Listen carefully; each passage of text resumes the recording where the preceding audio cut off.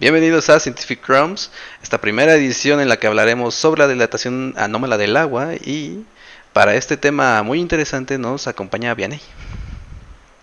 Hola, buenas noches. Vale.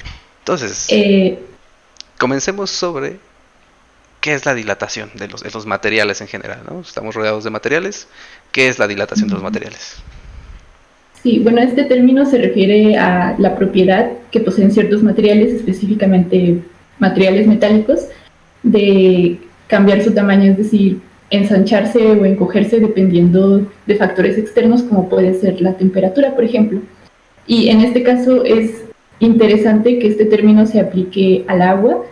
Es importante también recalcar que precisamente se puede aplicar a este concepto que se usaba o se usa en lo general para materiales, porque podemos considerar en sentido estricto al agua como un material también, precisamente porque nosotros le podemos dar aplicaciones distintas. Y bueno, ya que sabemos qué es la dilatación, hablemos de un tema que viene de la mano con el cambio del volumen de las cosas. Eh, La masa no se crea ni se destruye. Es un lemita que hemos escuchado por ahí mucho por todos lados. Y esto Fundamental. es fundamental, clásico.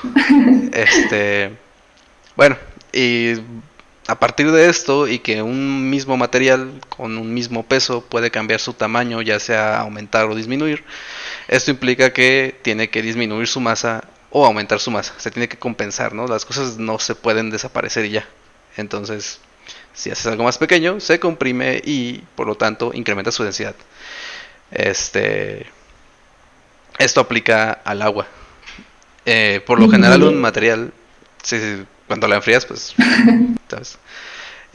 Incluso aplica con el aire y como decía bien ahí, aplica a cualquier material y pues casi todo, pues prácticamente todo es un material, ¿no? Sí. Pero ¿qué pasa concretamente con el agua? Por lo general un material se dilata de una forma más o menos lineal. Y digo más o menos porque no es estrictamente lineal. Es decir, que por cada grado de temperatura aumente un milímetro, bueno, no es exactamente así. Pero bueno, por ahí va la cosa, ¿no? Entre más baja la temperatura, el material se va encogiendo y eso implica que su masa disminuye. Y cuando se trata de líquidos, pues los líquidos más pesados se van hacia el fondo y los líquidos más ligeros se van hacia arriba. Digamos que un líquido más ligero, hablando del mismo líquido, sería la parte que está caliente, esa se eleva y esa es la razón por la que el microondas solamente calienta la parte de arriba, en tu taza de leche, por ejemplo. Y la parte fría se queda en el fondo de la taza. Entonces, es más o menos el mismo principio, pero cuando vas bajando la temperatura y te vas acercando al cero, las cosas no son tan así. El agua encuentra su punto de densidad máxima a los 4 grados centígrados y no a los cero. De hecho, a los cero es más ligera que a los 4 grados. Y esto produce un fenómeno muy interesante que veremos en esta imagen. Entonces, como podemos observar, tenemos varias capas, digamos, de agua. Y vemos que el agua a 0 grados está hasta arriba. Y como sabemos, el agua a 0 grados se congela, por lo general, cuando es agua dulce. Luego tenemos 1 grado, 2, 3, 4 grados. Y dices, ¿pero qué está pasando si se supone que entre más caliente se ensancha y disminuye su densidad y por lo tanto es más ligero? Debería subir. Pues no hace así, no con el agua. Entonces en ese punto el agua se va hacia el fondo y así es como tenemos una capa de hielo arriba y agua líquida debajo. Entonces esto nos permite algo muy interesante que nos va a platicar Vianney. Ok, sí.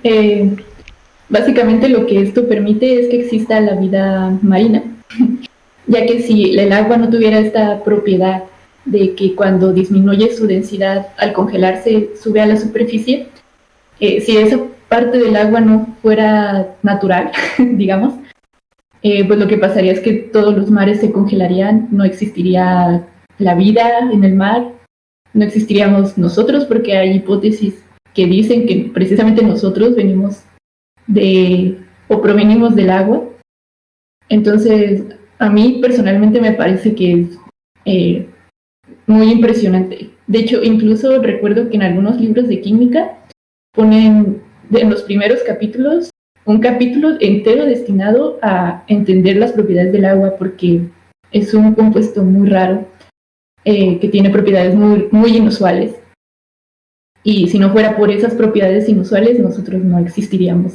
Uh-huh. Pues sí, básicamente es eso. Entonces, una propiedad muy interesante, bastante rara, sobre todo rara en los materiales, es como su nombre lo dice, algo anómalo.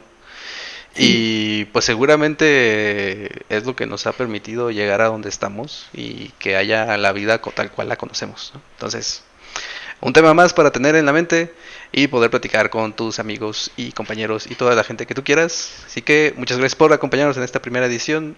Yo me llamo Shahid y nos veremos en el siguiente tema. Cuida del agua. Adiós.